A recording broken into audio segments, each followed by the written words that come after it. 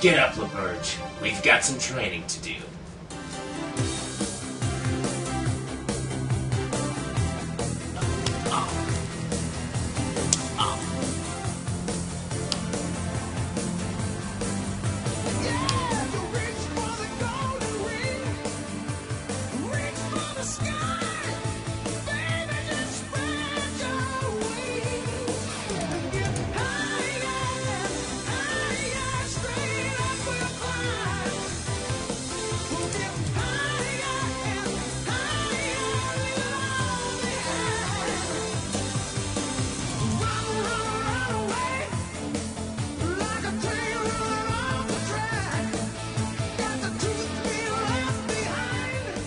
I know you've got it inside of you.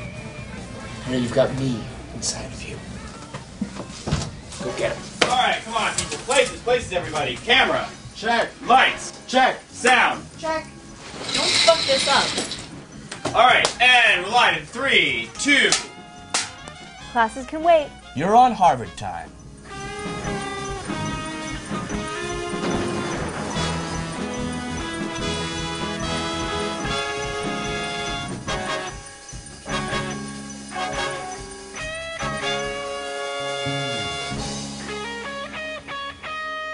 Welcome to On Harvard Time. Meet our new anchor, Chris LaBerge. Right.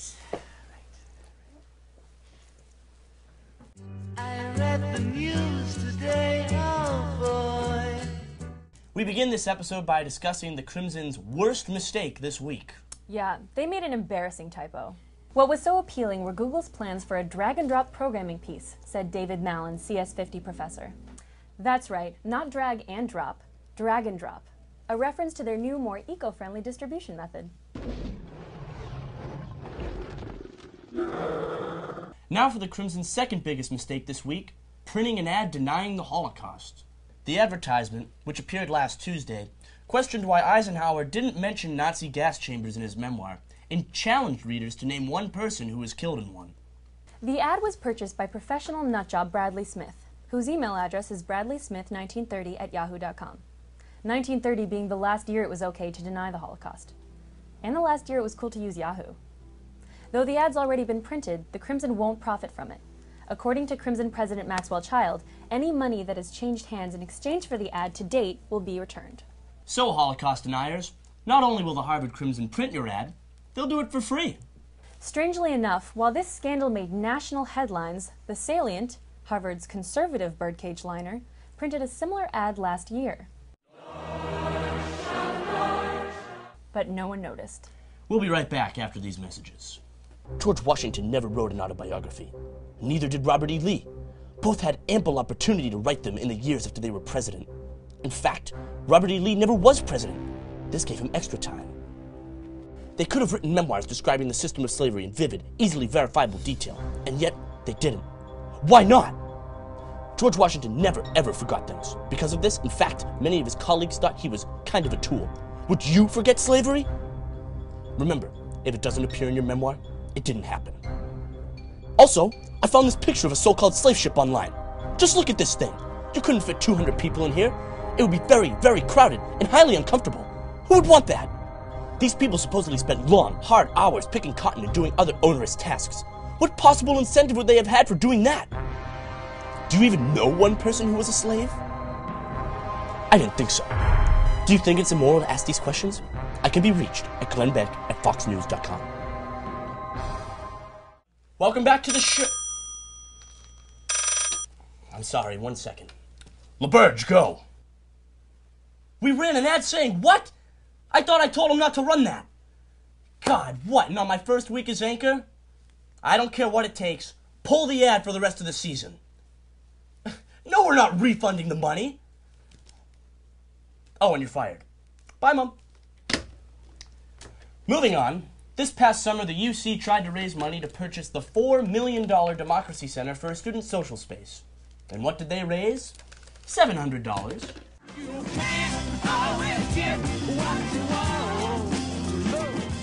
Though they didn't raise enough money to buy the house, the UC has found the perfect alternative for the money. $700? That's enough to buy Brandeis. They know a good deal when they see it. And they'd have enough left over to buy an ad in the Crimson denying the existence of student social spaces. Fortunately, we've got more than enough cash to afford the best social space of all, the great outdoors.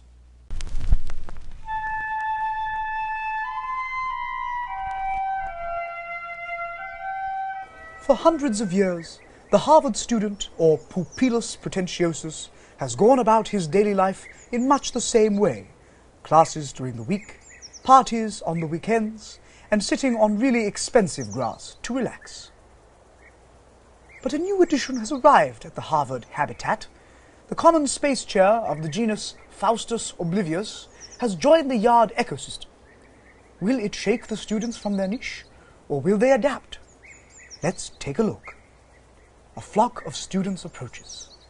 At first, they are confused by the newcomer.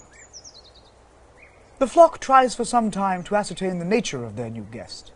They have never seen anything of the like, and they are clearly perplexed.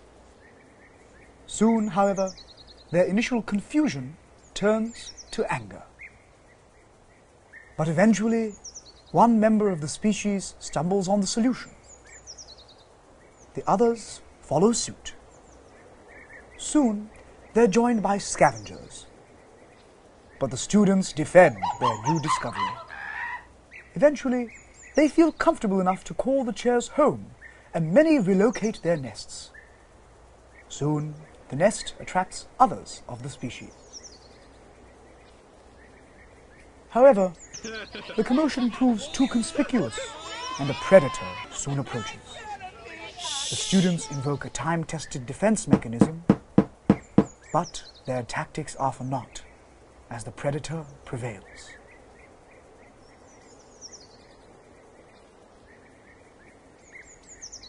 Though this resource is bountiful for now, come November, the conditions will prove too cold for the Faustus, and the yard will shed its chairs in preparation for winter.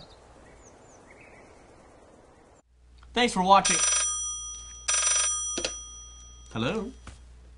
Oh, it's a callback. Now here's a moment that could happen only at Harvard. So, how'd I do? You sucked.